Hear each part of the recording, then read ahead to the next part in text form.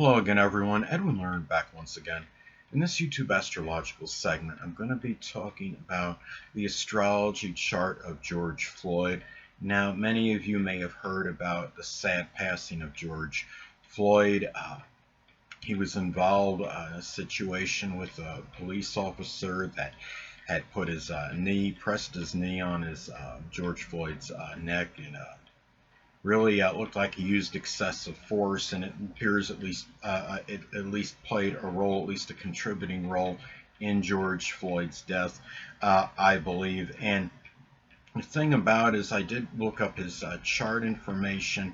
Well, as far as his birth date, I don't have his time of birth, so I had to improvise once again. And it's based on a solar sunrise chart where I'm putting the sun at the same position as the ascendant. Now, the source of this was mylife.com. It listed George Floyd, 46 years old, Houston, Texas. He may or may not have been currently residing there at the time of his death.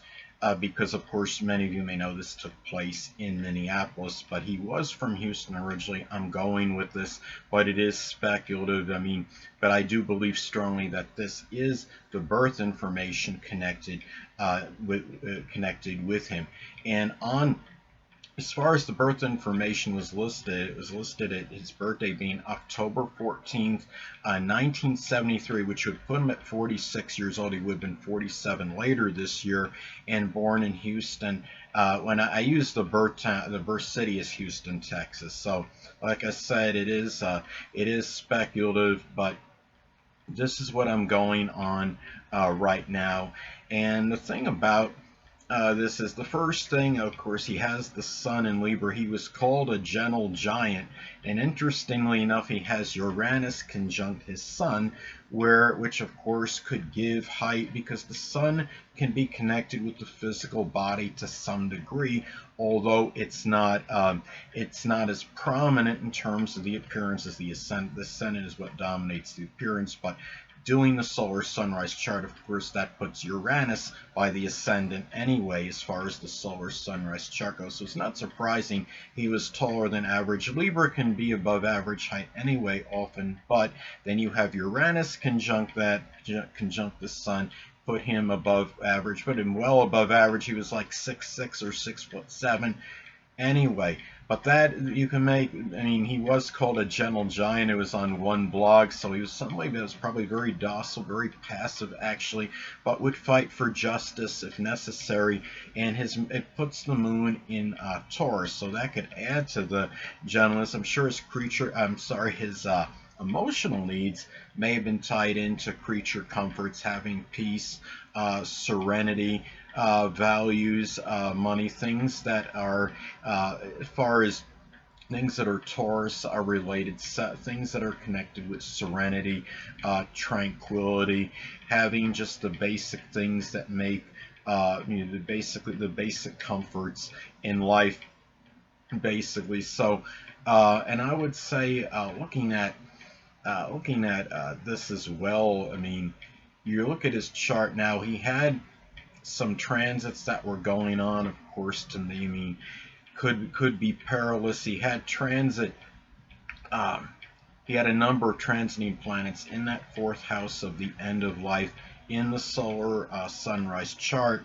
The thing about it is, it transit Pluto in the fourth house, and that could indicate, you're talking about the end of life, which might be tied in with murder in some isolated extreme cases. Remember, Capricorn is associated with the knee. So, it is that, and even though, and I'm not being flippant in this, people, it's just the fact that Capricorn does rule the knee. Pluto is connected with death, and and it could indicate a death that would be somewhat brutal. And in this case, the knee was involved, having the knee being pressed on his neck. Now, another thing I noticed, of course, this puts, Capricorn is on the cusp of the fourth house in the solar sunrise chart, so it could indicate where the end of life conditions may have been some restriction, which caused some despondency and sadness, and was in something that could be depressing. Also, having a transit at the same time having transit Saturn in the 4th house as well. This is where you could be talking about an end of life that was at least partially attributed to an authority figure acting in a very non-conforming, radical, unpredictable manner, since you're talking about transit Saturn in Aquarius in the 4th house as well. And if I'm not mistaken, in the solar sunrise chart, it put the 4th house of end of life at 22 degrees Capricorn, and 22 degrees is considered that dreadful degree that it really, sadly, 22 degrees in astrology has been referred to kill or be killed, and it seems like the 22nd degree, I would have to acknowledge, is a degree of some tribulation or adversity or misfortune, sadly. Now, also, he had on the, as far as the 8th house cusp goes, he's got Taurus on the 8th house cusp, and of course the 8th house can be connected with death, and the death, when he died, sadly, or at least strongly attributed to it, he had, of course, it was the knee being pressed on his neck. The neck is connected with Taurus. He had the moon in Taurus based on the solar sunrise chart at 22 degrees, a critical degree in the 8th house, and having it there it was either in or near the 8th house, and having it there, it's not surprising. This was a death that was public. The moon could be connected with the public, and also being in Taurus, going back, not to be redundant with this, but the neck and throat area. Also at this time, sadly, in as far as a transit goes, now, well, another thing I want to talk about as far as his 12th house goes, he had Pluto in the 12th house in the solar sunrise chart. That could indicate, in some cases, an ending that could be tied in with a murder. Now, a lot of people may not see this as a murder. I see it as one. Now, and again, it's not, I know it may be subjective to people, but that is how I see it, and it could indicate an ending that could be rather brutal, sadly. And remember, and he did have Pluto in Libra, and Libra can be connected with the law and law enforcement. Now, another thing, and also Pluto in the 12th house can sometimes suggest the limitations in power as well. Another interesting aspect I noticed in his chart, sadly, Venus makes a conjunction to Neptune in Sagittarius. Venus conjunct Neptune in some isolated cases I could see as some kind of dissolving or dissipation or weakness in connection with the neck or throat area. Venus can be associated with the neck and the throat, and being in Sagittarius, again, Sagittarius is a sign associated with the law. Another thing I noticed too, a sad transit that might have manifested in this very, very tragic, traumatic ending George Floyd faced, was that he also had transit Uranus, you could say, making a loose conjunction to his natal Mars in Taurus. Mars in Taurus by itself can be indicative or can give a propensity for injury to the throat neck area. But when you're talking about Uranus, when Uranus hits it, it can come, something like that can come in a very unusual or unorthodox manner, something that came in a very unpredictable manner, and you're talking about in the 7th house of really, I mean, 7th house could be connected with legal issues, legalities. I see it as being the house can be connected with law enforcement as well. Anyway, people, another thing too is he also in the solar sunrise chart had the ruler of the 4th house in the 9th house. Of course, Capricorn being on the cusp of the 4th house in the solar sunrise chart, the ruler of that Saturn being in the 9th house of the law.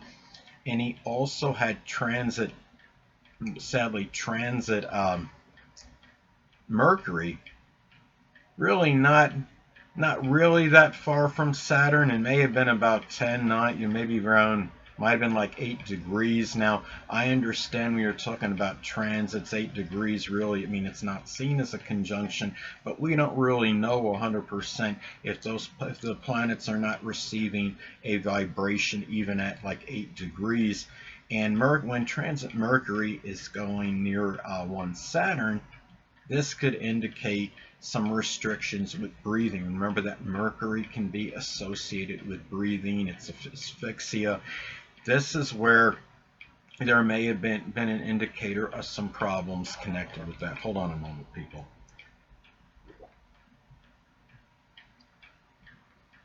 Sorry about that, I'm back. But anyway, I'm just trying to see if there's anything else that I wanted to say is in regards to George Floyd's astrology chart. Now, another thing, I mean, this is another thing. Well, what I noticed too is that he had the ruler of the 8th house, which of course was Venus. He had Taurus on the 8th house cusp. And that ruler, of course, conjuncts Neptune. So it can show that the death, I mean, 8th house is the house of death. You have the ruler of it conjunct Neptune. That could give a little bit of where the death might be a little bit nebulous or unclear or vague or obscure. There might be something, maybe some issues that maybe we're not really 100% sure of. So those are some ways that could manifest, and it could pan out. Now, sadly, I thought was kind of ironic. Now, he had, if I'm not mistaken, George Floyd had actually called out to his mother, who I believe may have been deceased at the time, right, when he was losing consciousness, or his breathing became, was dissipating.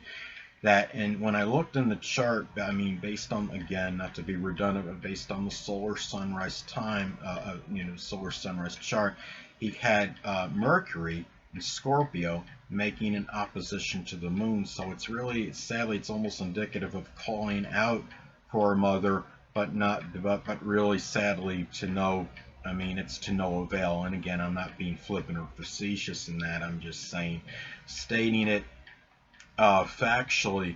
So really, I don't really have much more to say about this. Another thing is the ruler of the 10th house being in Cancer, of course. The 10th house cusp being in Cancer in the solar sunrise chart. The ruler of that being the moon in the 8th house, or it was near the 8th house cusp. I don't remember exactly. I think it was in the 8th house. But that could be a death. That could suggest a death that could gain some kind of notoriety and exposure and recognition. And again, the moon being in Taurus, that again is connected with the neck and the throat. So anyways, really not much more I'm going to say about this. I just want to give my condolences to the family and friends of George Floyd at this time. And again, this is Edwin Learnard. Until next time, people, Edwin Learnard saying stay well.